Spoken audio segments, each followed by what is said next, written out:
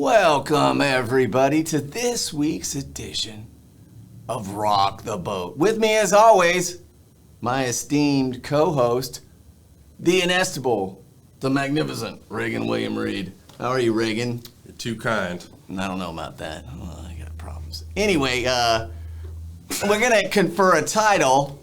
I like doing this with people, who I think are interesting, unique individuals. I've done, what was Houlihan's again? I don't remember. Merit of High Order of the Jag or something. We're going to call him a fellow water warrior like myself.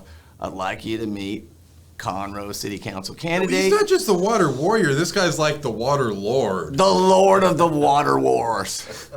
Lord. Okay, that should be the title? The water lord. The water lord. Let's do that. And he's also the president of Lone Star Groundwater Conservation District and running for Conroe City Council. Meet the Lord of the Water Wars, Harry Hardman. Hey, Bob. How are you? Hey, thanks for He's like, I don't know if I want that title. You're not. Show. I don't think you're gonna get rid of that title, though. I'd like that, Lord of the Water All right, Wars. so Mr. Hardman, to start this out, Bob would like for you to go stand in the corner and write down a few questions. Okay. We're gonna make sure you write it down. We got to verify it.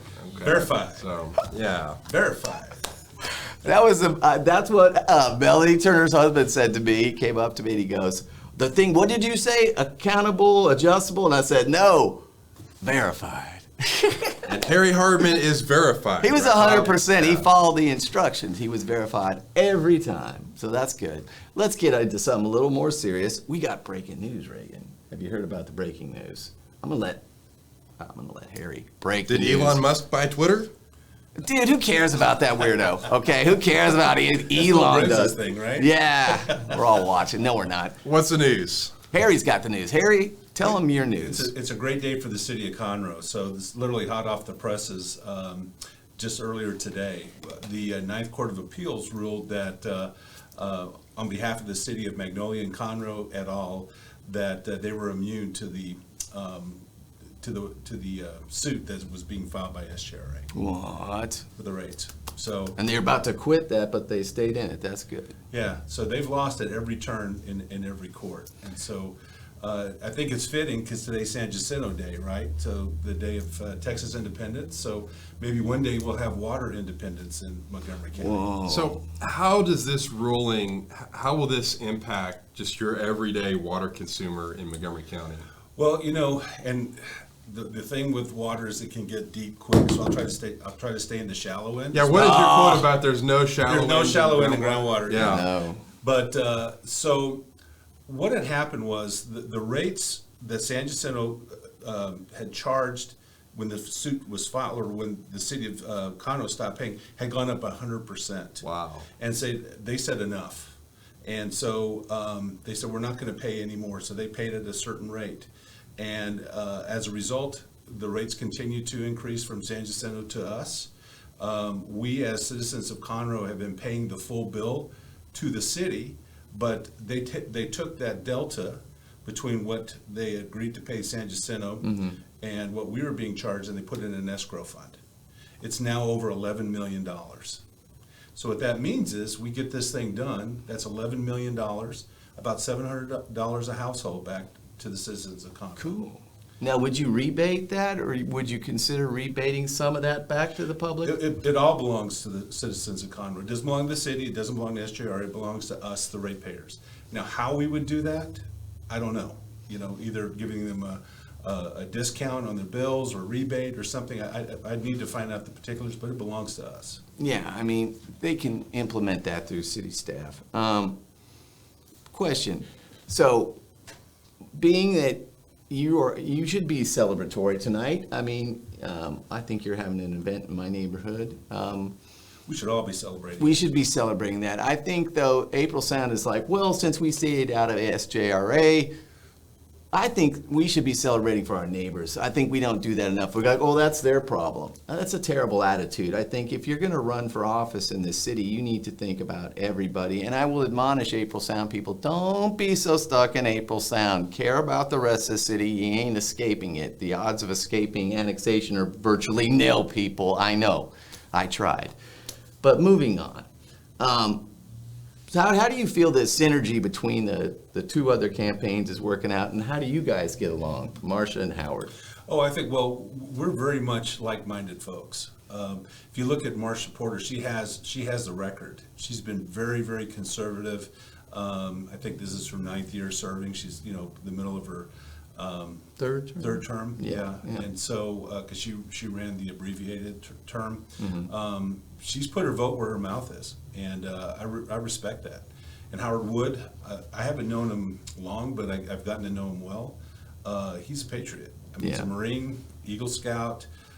He is the communications director at the Veterans Memorial. He takes his duty as a citizen, as a husband and a father very, very seriously.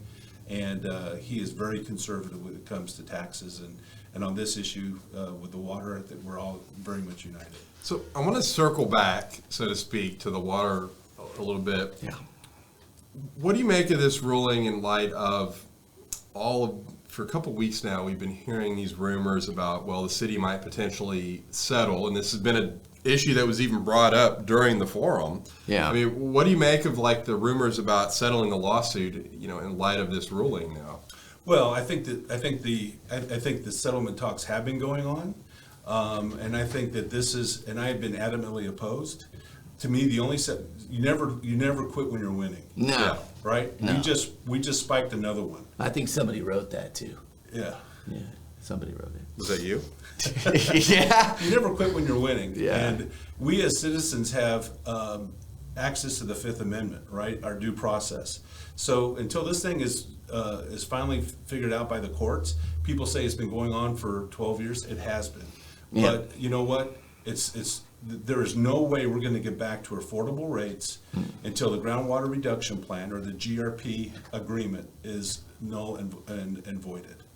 And the only way to do that is through the court system. Now, I would absolutely, I'd drive council to SGRA, or I'd bring Mr. Houston to the city council. If they're willing to nullify the GRP contract, let's do it today.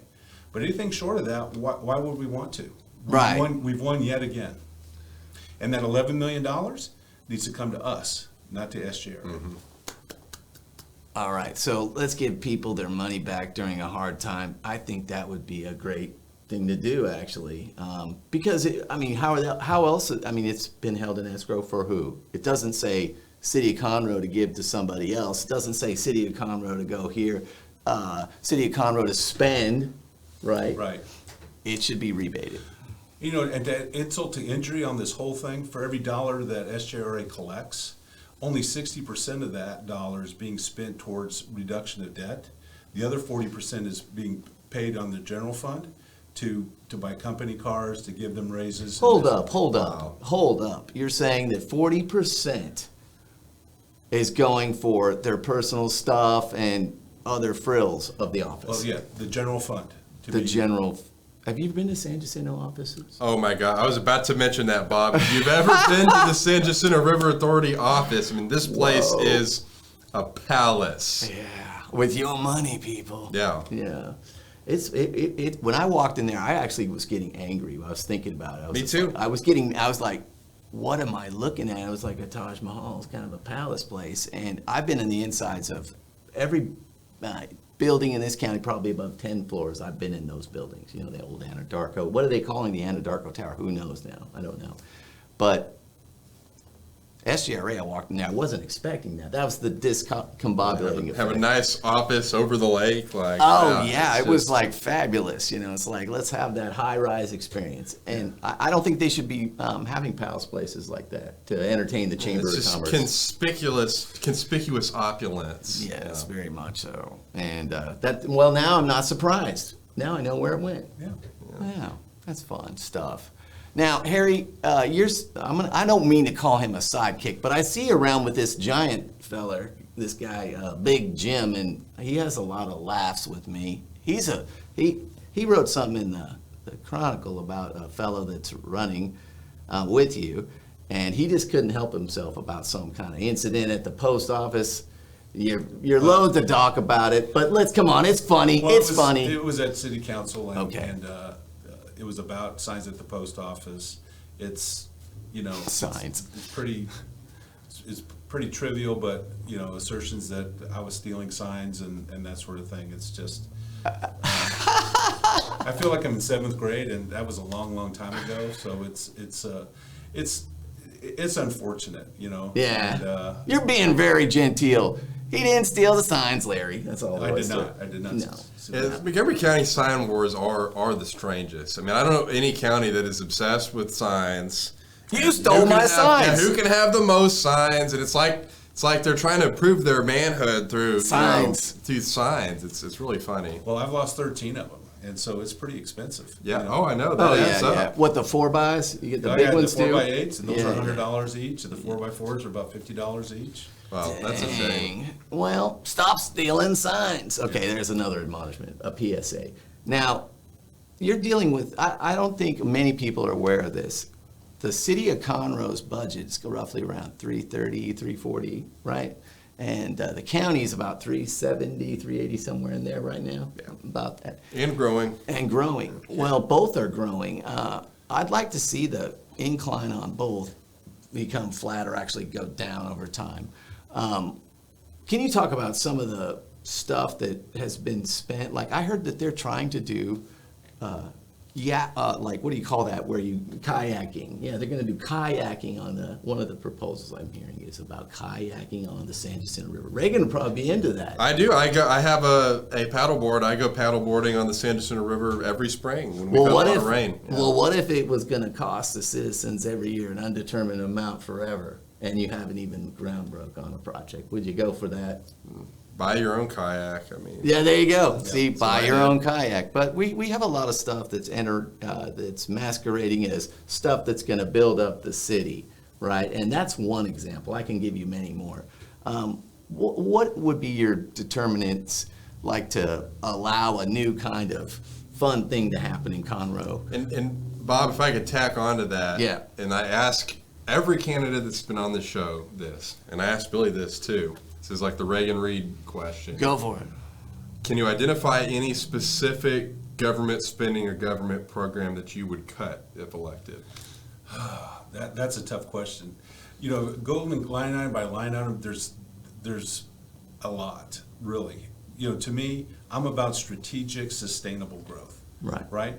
And I spend, if you look at Lone Star, we reduced our rates by 19%. We increased services and transparency. You can do it when you spend your money like it was your own.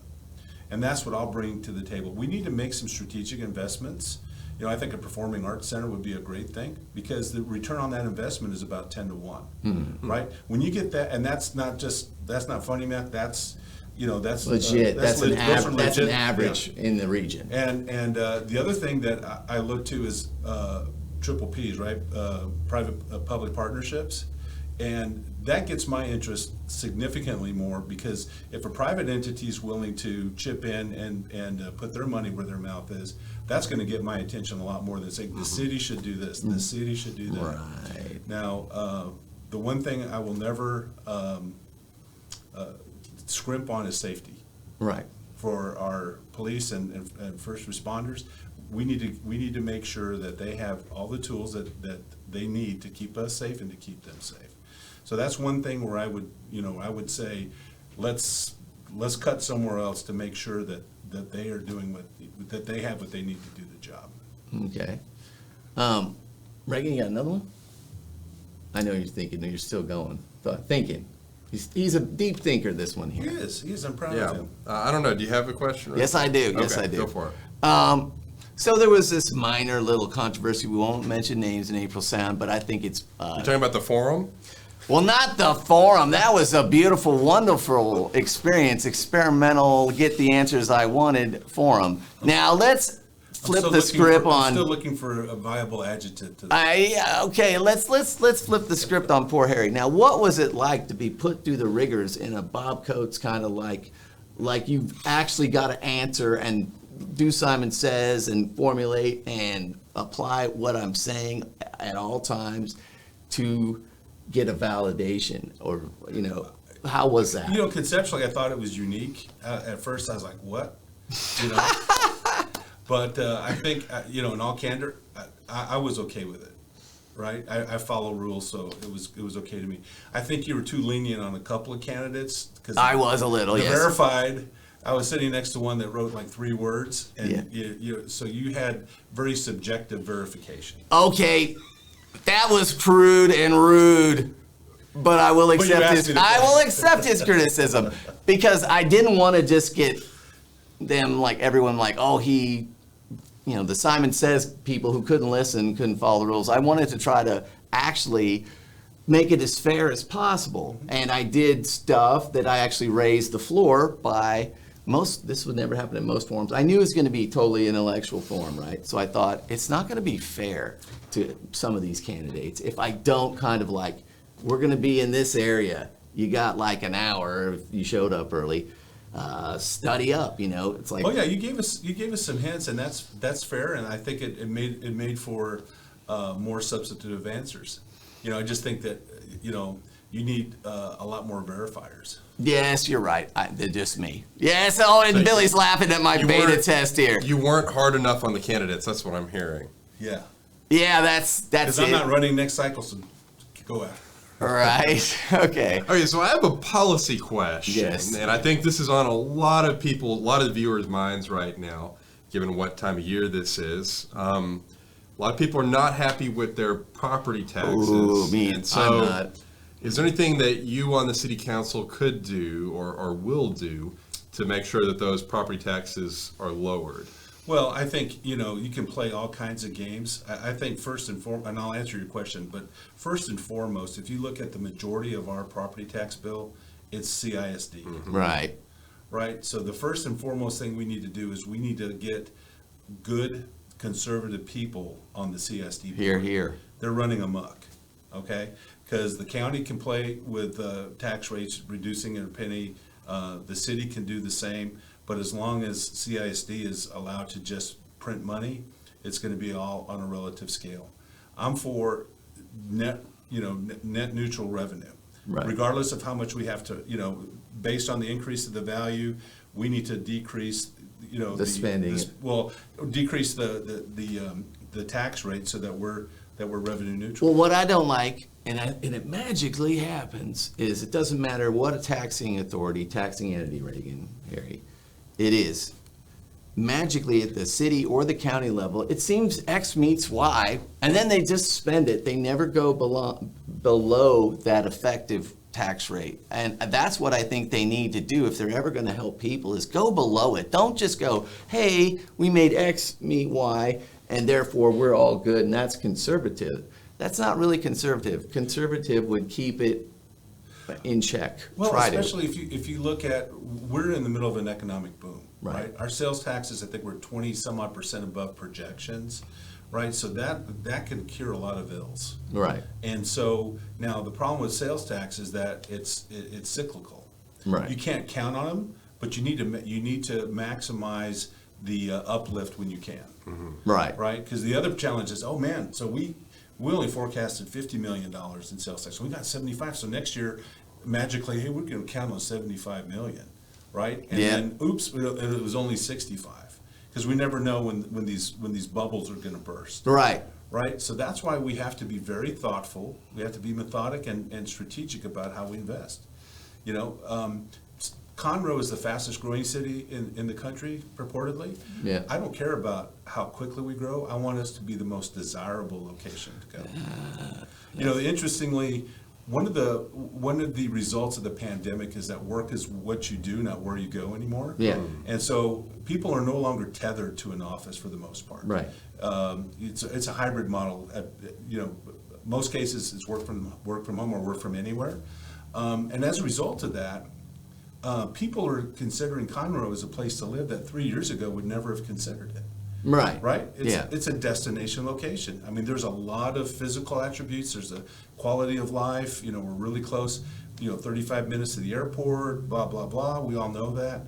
And so, while we need to be very, I would say, aggressive, not overly aggressive on getting new businesses. We need to be thoughtful about what kinds of business are we bringing in.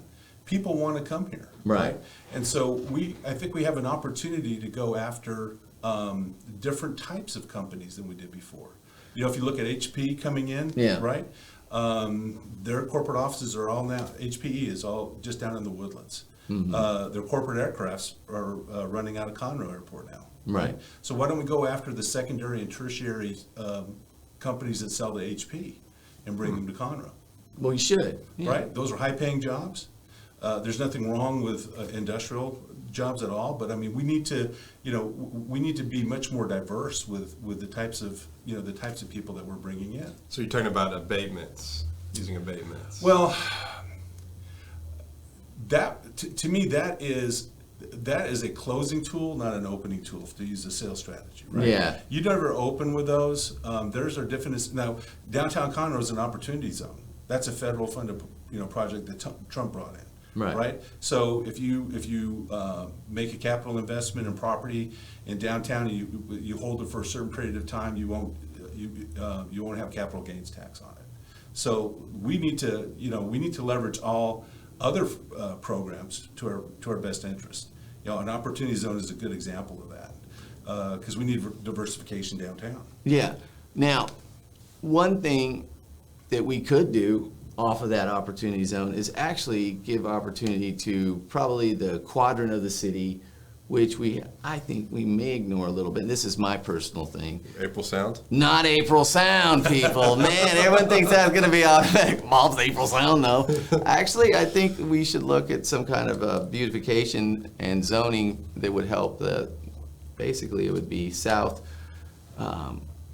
I guess it would be south central. I hate to use that Dugan. terminology. Dugan. That's Well, what the look, people who live here. Look, there's a whole bunch of areas that are south of downtown off East of of the Fraser. railroad, Yeah, east of the railroad there. They really do need some, I don't know, you get Habitat for Humanity in there, somebody under a federal map, because there's so much money. You're talking about stuff that I know a lot about because Jack Kemp was one of my political heroes, and he kind of started those. Same here. He kind of started those opportunity zones way back in the 80s. I often think like of my alternate dream universe where Jack Kemp wins the 96 presidential election. Oh, we might have a different country. Big We time. would be on Mars by now. Maybe Mars. All right, sorry to Let's derail go. you. We derailed ourselves. Sorry, but no, I think we might consider having expansion of that. Not so that we do the typical thing, which is the downtown area is propped up.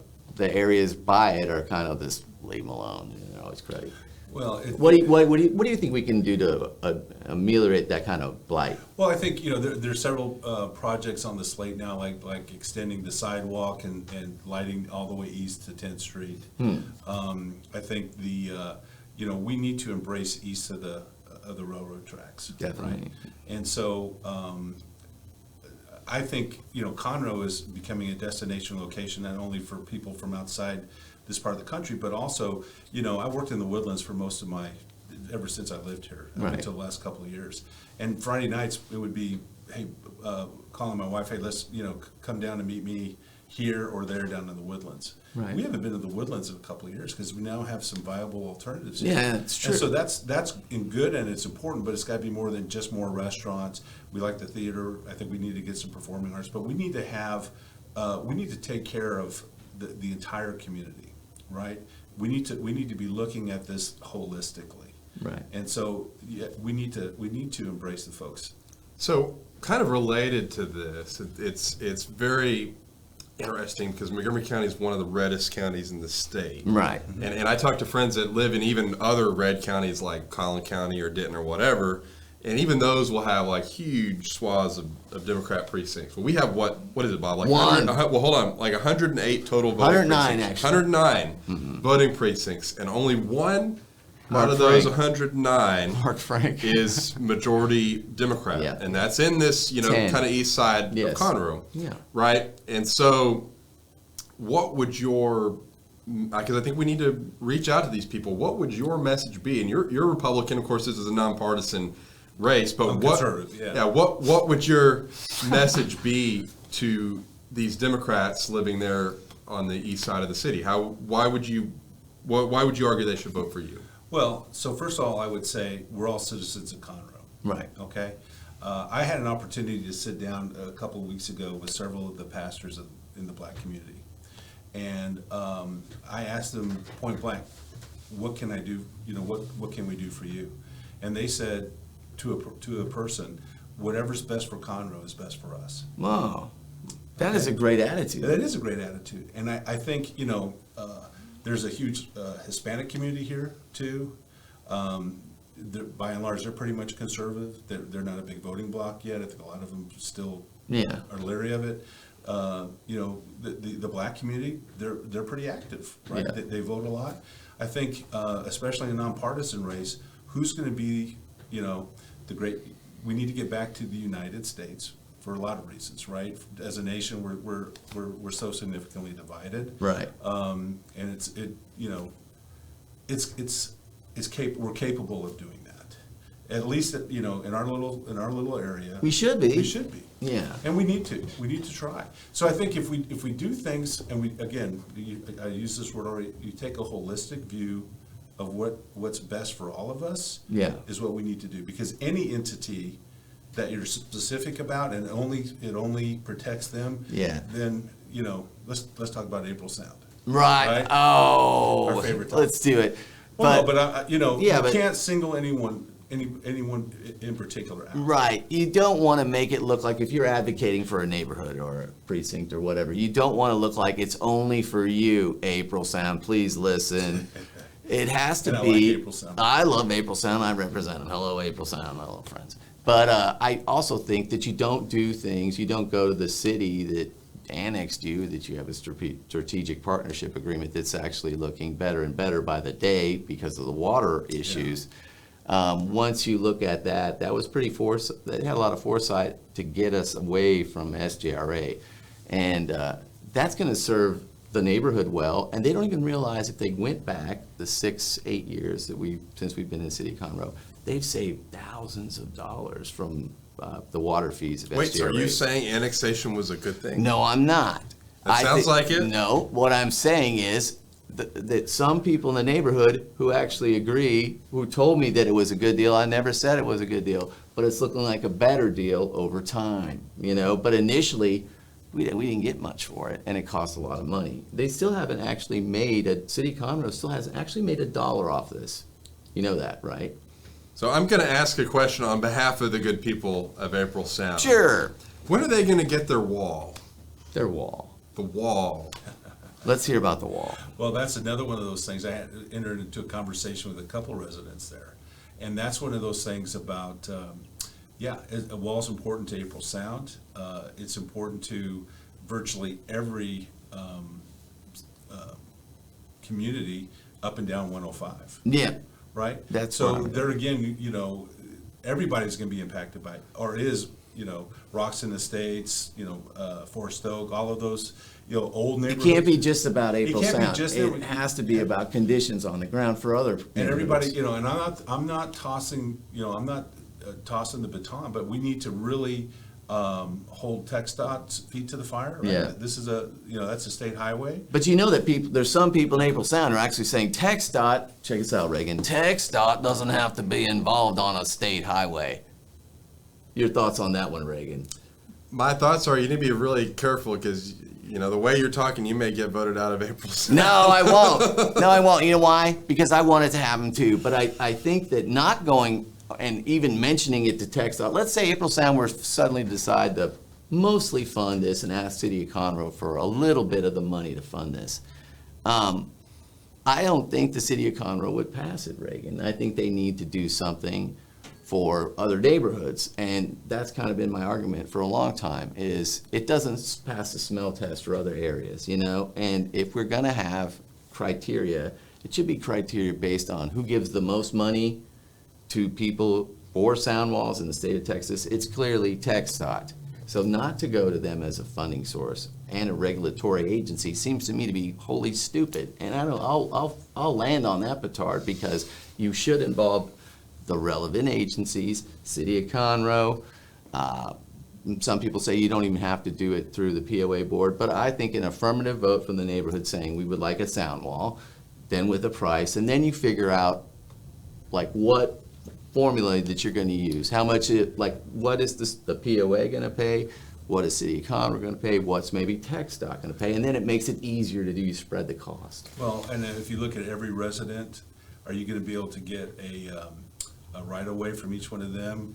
You know, what gets about complicated. Yeah, what about the deeds? If it's under, if you're under mortgage, is the mortgage company gonna allow you to give up part of that? Because it's more than just throwing a wall up there. There's quite a few things, and trust me, I get it.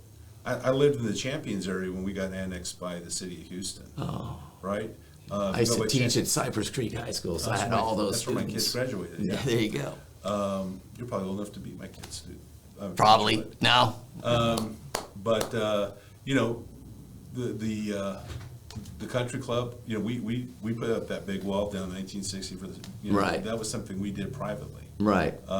Probably very expensive at the time. and that was 30 years ago. Right. So it's happened in a lot of other places, but there again, let's utilize all the resources that are available to us, right? It shouldn't fall strictly on the backs of the citizens of April Sound. It shouldn't fall all on City of Conroe. Maybe the county can, but TxDOT, this is their fundamental premise. That's what they do. Right. Right. It's going to be a very painful process for all of us as they go to this, 5-lane deal with all the turns. And Yeah. It's going to be a nightmare. Yeah, you heard about that, right? So I still say build the wall, make Bentwater pay for it. Yeah. While we're on the topic of mobility, though, I did want to ask about that. So, to what extent are your roads within the city of Conroe? I mean, I guess some of it's county, some of it's TxDOT, right? But I mean, how much does the city of Conroe have to do with mobility? And are there any improvements that can be made there with regards to roads, or even with syncing up the lights or that sort of Well, thing? yeah, that to me seems like a slam dunk. Right? Yeah. I mean, at least synchronize the lights, right? And I think another thing that would be very helpful is if there were some sort of signs as you're coming just east of I-45 that the train is imminent, right? Yeah. And go north or south. Try to find some other, because that's the problem is, when the train's coming, There's always you don't know accidents. till you get there, right? And it backs up for blocks. So I think some sort of a I don't want to say a warning, but some sort of a sign, train. Right. Well, I think that, that could occur in a lot of these areas where we have identified intersections that we're not doing really anything about at the city right now, that TxDOT's aware of, that they're the highest accident areas, and they should be focused on to mitigate that, or else we're not gonna have anything moving, Anyway, I'm gonna close on this. Harry, how has fighting SGRA basically kind of prepared you for running for Conroe City Council? Well, I was compelled to run for this job, right? Okay. Because Duke Kuhn is falling off. Yeah. And thankfully, we have term limits on the city. That's really a good thing, I believe. This, as we talked about, there is no shallow end in this issue. People need to be caught. I've been heads down in this, as you guys know, for the last 3.5 years. Right. And I know I'm maybe at the 3-foot level. Right. I mean, it is unbelievable, all the stuff that's going on. We need to have somebody on council that is aware of what's going on. I'm very privileged to have a very unique seat in probably all of Montgomery County, because being the president of Lone Star, I'm privy to information that, One sec. Speaking of the train, I hear a train a-coming. It's rolling around the bend. That's it. All right, now cut it, Billy. We're gonna come right back into your question. We ride out the if we train. cut it, Billy's not going to start it back. No, I don't think he will. Let's just ride out this beautiful train. It is East Texas, and what the heck? We'll rock the boat. We can just get through this. All right. Now, finish the answer. And Reagan, you got one more? Nope. To close? No, I got a train to catch. Okay. He's got a train to catch. Well, go ahead and finish. well, I totally lost my train of thought. Oh, and with that, I think that's going to be the bow tie at the end of this show. We here at Rock the Boat appreciate humor and making it easy on us for editing. God bless you, Harry, for doing that. Mr. Water Warrior, the Lord of the Water, he spoke. All right, thus spoke Harry. It's been a great episode of Rock the Boat. We appreciate you for being here. Thank you. It Harry was fun. Hardman. It was a lot less painful than I thought. Nah, it was easy, man. I really thought it was going to be like that for him. No. Anyway, we'll be back next week, and no, I won't be grilling any more people this cycle. I won't. God bless everyone. Verified. Verified.